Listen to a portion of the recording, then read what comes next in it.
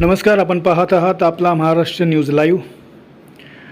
आपल्या प्रलंबित विविध मागण्यांसंदर्भात राज्य सरकारी कर्मचाऱ्यांचा बेमुदत संप सुरू असून वरळी येथील पोद्दार हॉस्पिटलमधील विविध कर्मचारी संघटना यांनी या आंदोलनात सक्रिय सहभाग नोंदवत आज आंदोलन सुरू ठेवले। याचा हा सविस्तर वृत्तांत। या आंदोलनात विलास कृष्ण पाटील मुंबई जिल्हा संघटना सहसचिव, राजेंद्र निकम अध्यक्ष आयुर्वेदिक विभाग स्थानीय संघटना वर्ग 3, पांडुरंग शेळके अध्यक्ष आयुर्वेदिक विभाग स्थानीय संघटना वर्ग 4, विक्रम कराळे सदस्य आयुर्वेदिक विभाग संघटना सदस्य, स्नेहा संतोष मोरे बृहन्मुंबई राज्य सरकारी परिचारिका संघटना सदस्य, निखिल केतकर सहसचिव, सतीश जोहिल कार्याध्यक्ष, योगेश केरोलिया सचिव, राजेंद्र गांगन खजिनदार, अनिल शिंदे सदस्य। यावेळी सर्व संघटनांचे सदस्य उपस्थित होते।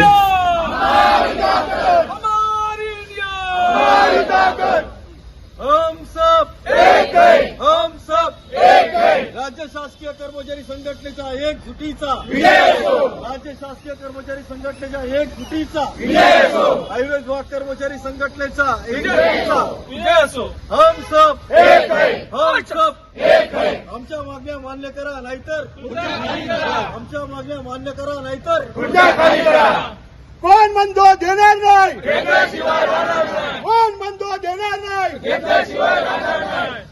शासक होश में आओ, शासक होश में आओ, होश में आकर बात करो, होश में आकर बात करो। बात तो तुमको करनी होगी, बात तो तुमको करनी होगी, बात तो तुमको करनी होगी, नहीं तो तुमको देना होगा, और नहीं तो तुमको देना होगा। नहीं देंगे तो छुटके लेंगे, और नहीं देंगे तो छुटके लेंगे। अपने हक भूलो मत, भूलो मत, अपने हक भूलो मत, भूलो मत। शासकीय कर्मचारी संघटनेचा, राज्य सरकारी कर्मचारी संघटनेचा।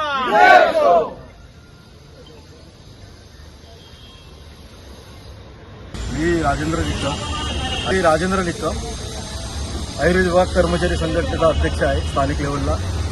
आमच्या राज्य शासकीय कर्मचारी संघटनेने पुकारलेल्या 21 तारखेपासून पुकारलेल्या बेमुदत संपामध्ये आयुर्वेद विभाग कर्मचारी संघटना पूर्णत्व या संपामध्ये सामील झालेली आहे। आमच्या मुख्य मागण्या अशा आहे की जुनी पेन्शन योजना आम्हाला लागू करावी आणि त्यामध्ये एक सुधारित जे काय शासनाकडे आमची मागणी आहे त्या मागणीवरती विचार करावा। वयोवर्ष 58 वरून 60 वर्षे करावी, कारण भारतामध्ये 26 राज्यांमध्ये हा कायदा चालू आहे, तर आमची 58 वरून 60 वर्षे करावी ही एक हा मुद्दा महत्त्वाचा आहे। नंतर आश्वासित योजना जी आहे 10-20-30 त्यामुळे सुधारित करून ती वेळच्या वेळी देण्यात यावी, याबद्दल शासनाकडे आमची मागणी आहे। त्याच्यानंतर आमचा वर्ग 4च्या बाबतीत जे सरकारी कर्मचारी रिटायर होतात त्यांच्या पाल्यांना पुन्हा कामावर घेण्यावर तो GR पुन्हा चालू करण्यामध्ये शासनाकडे मागणी आहे। अशा आमच्या 18 मागण्या आहेत शासनाकडे, त्यातील या 4 मागण्या रास्त आहेत। आतापर्यंत 3रा दिवस आहे। सगळे अधिकारी कर्मचारी या संपामध्ये सामील आहेत आणि हा 100% संप आम्ही यशस्वी केलेला आहे। राज्यभरामध्ये हा संप यशस्वी झालेला आहे आणि त्याची दखल जवळजवळ शासनाने घेतलेली आहे। आज मुख्य सचिवांकडे संध्याकाळी याबाबत चर्चा आहे। त्या चर्चेमध्ये काही ना काहीतरी आमच्या पदरामध्ये पडणारच आहेत। आमचे नेते वरच्या फळीमध्ये जे काम करत आहेत ते आता त्या सगळ्या चर्चेसाठी बसणार आहेत आणि नक्कीच आम्हाला याच्यामध्ये यश मिळेल एवढं आम्ही। पाटील इथला आयुर्वेद विभाग चतुर्थ कर्मचारीचा सहसचिव आणि महाराष्ट्र राज्य चतुर्थ कर्मचारी मुंबई जिल्ह्यातला सहसचिव म्हणून इथे मी कार्यरत आहे। आपल्या ज्या आमच्या चतुर्थ कर्मचारीच्या ज्या मागण्या आहेत, प्रमुख मागण्या, ते सर्वात महत्त्वाची मागणी जी होती ती निवृत्ती वेतन जी 2005 नंतरच्या कर्मचाऱ्यांना लागू होणं होती, पण 2023 साली आम्ही 7 दिवसाच्या ह्याच मुद्द्यावर आम्ही एक पेन्शन मिळावी शासनाने द्यावी यासाठी आम्ही संपामध्ये उतरलो होतो आणि त्यानंतर शासनाने यावर काही ठोस भूमिका घेतली नाही।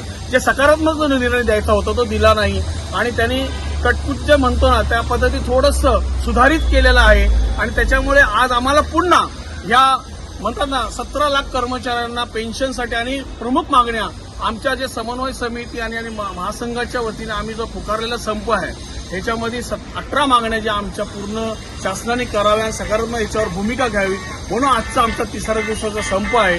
अशा पद्धतीने आम्ही हा जोपर्यंत आम्हाला शासन आजची मीटिंग संध्याकाळी देणार आहेत, परंतु त्याच्यावर निर्णय झाल्यानंतर आम्हाला जे सकारात्मक उत्तर जोपर्यंत मिळत नाही, हा आमचा जो संप आहे हा सातत्याने राहणार आहे, अशी आम्ही आपणास सांगू इच्छितो. मी विक्रम कराळे, पोद्दार आयुर्वेद संस्थेमध्ये 2014 पासून वसतिगृह अधीक्षक या पदावर कार्यरत आहे. तर आज संपाचा 3रा दिवस आहे. गेले 3 दिवस झालं हा जो संप आपल्याला पाहायला भेटतोय हा संपूर्ण महाराष्ट्र राज्यातच आमचा संप सुरू आहे. यामध्ये आमच्या संघटनेच्या जवळपास 18 मागण्या आहेत, ज्याच्यासाठी आमचा हा बेमुदत संप आम्ही सुरू केलेला आहे.